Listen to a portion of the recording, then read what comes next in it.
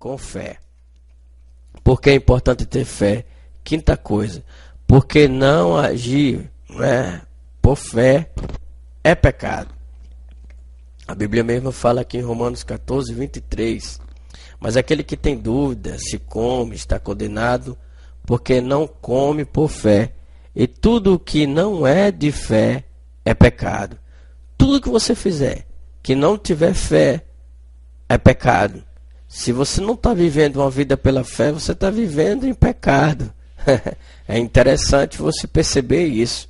É interessante que tudo que a gente venha fazer nessa terra, nesse mundo, nós devemos fazer envolvidos, não é? Aliançados com a fé. É interessante você pegar isso. Então, por que é importante ter fé? Porque, entenda, tudo que você tem que fazer pela fé. Olha só, um exemplo é preocupação. Se você anda preocupado, se você anda esquentando a sua cabeça, você não está andando pela fé. Preocupação é a manifestação de que nós não estamos andando pela fé. Não estamos confiando em Deus.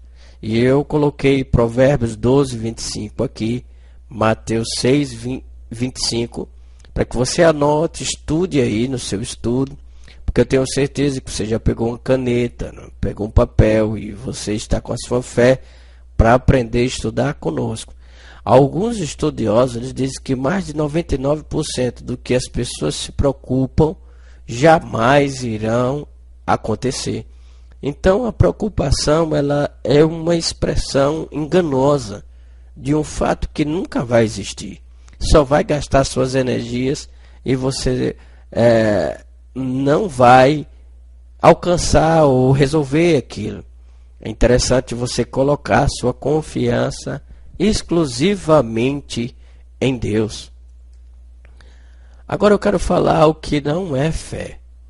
É interessante sempre entendermos o que não é fé, tá bom? Porque o que não é fé apontará para o fato do que é. Ou seja, aquilo que não é sempre mostrará, ela sinalizará o que é. Você vai entender o que não é para você praticar o que é. Sempre entender o que não é apontará para o que de fato é. Por isso, observe cuidadosamente o que eu vou falar. A fé, ela não é desejo. O desejo é bom, não é? Colocado no lugar certo,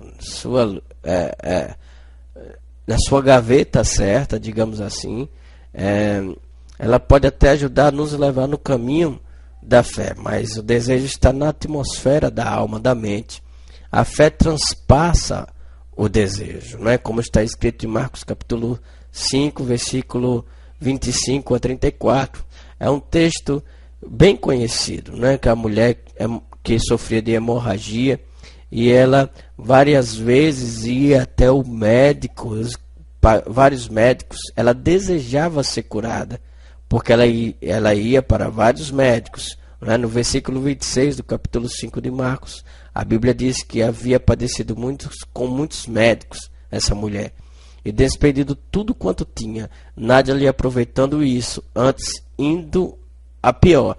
Ou seja, ela procurava, ela desejava ser curada, mas ela não tinha fé suficiente para ser curada. Ela andava na esfera dos desejos. Bom, um dia, só que você sabe que a fé ela vem pelo ouvir, e ouvir a palavra de Deus. Ela ouviu falar sobre Jesus. Quando ela ouviu falar sobre Jesus, no versículo 27, o que foi que aconteceu? Ela disse para si mesma, né? Ouvindo falar de Jesus, veio por detrás, entre a multidão, e tocou na sua vestimenta. Porque ela dizia, né? Se tocasse nas vestes de Jesus, ela ia ser curada. Enquanto ela desejava, ela não recebia a cura. Mas quando ela agiu por fé, com certeza você pode perceber, ela extraiu, não é, o milagre e a cura que ela buscava em Jesus. A segunda coisa, o que fé não é que a fé não é sentimento, não é? Nós não exercemos a fé no âmbito psicológico, porque a fé é sobrenatural, não é? A fé está no âmbito do espírito, sentimento está na esfera natural. Sentimento quer ver, quer tocar, não é? Pegar. A fé está no nível superior, ela depende, faz o que a palavra diz, né? Sem precisar sentir, pegar ou ver nada. A fé obedece à palavra genuinamente, mas os sentimentos muitas vezes não. Observe aqui, a Bíblia diz em 2 Coríntios 5,7, porque andamos por fé e não por vista. Olha a separação aqui. Fé, ela não obedece à vista.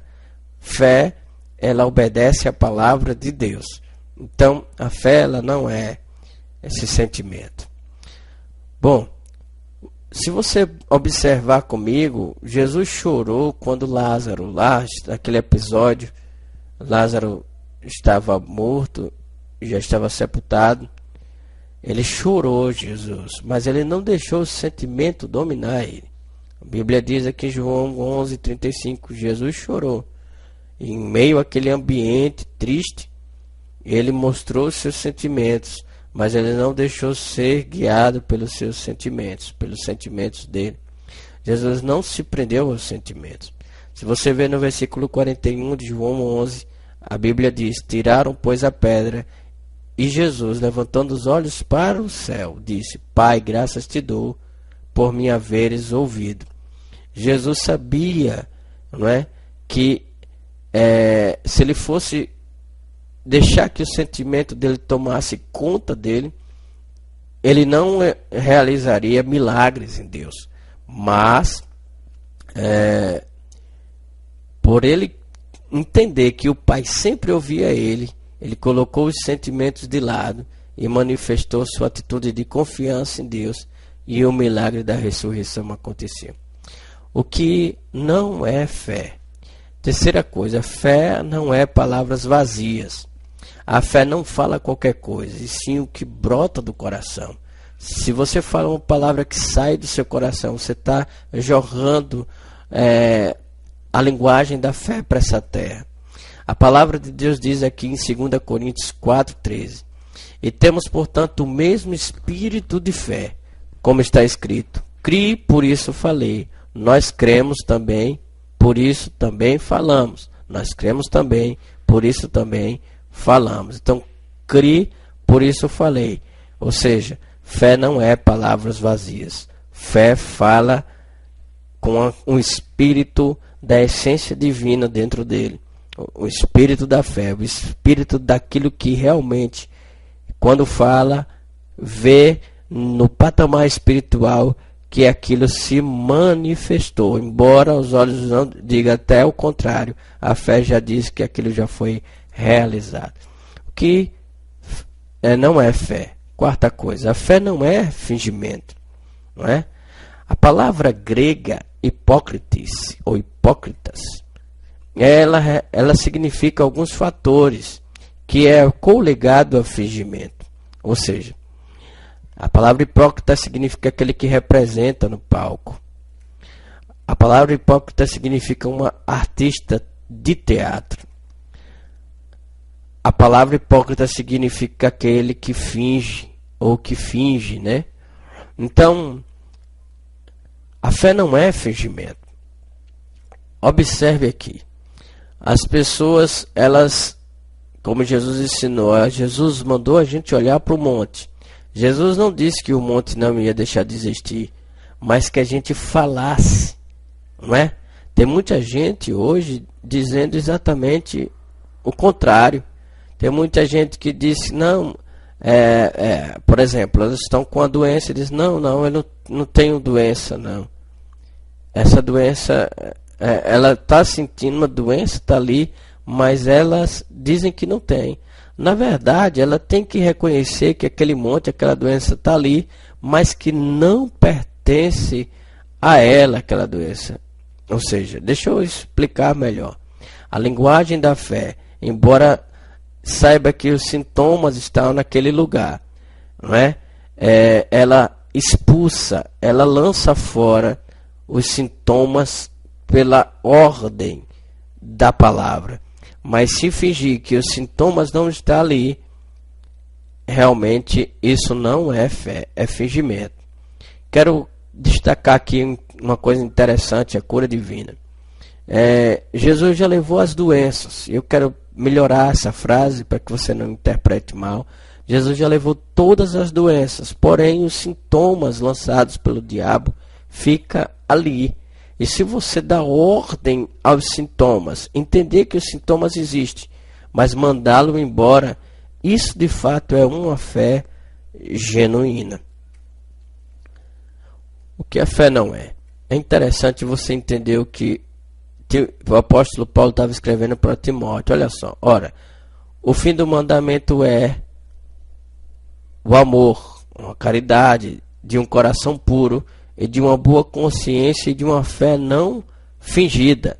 As pessoas podem ter uma fé fingida, sim, uma fé camuflada, uma fé que não é verdadeira, uma fé só de representar, mas os resultados e os frutos não vêm, não surge, não se manifesta.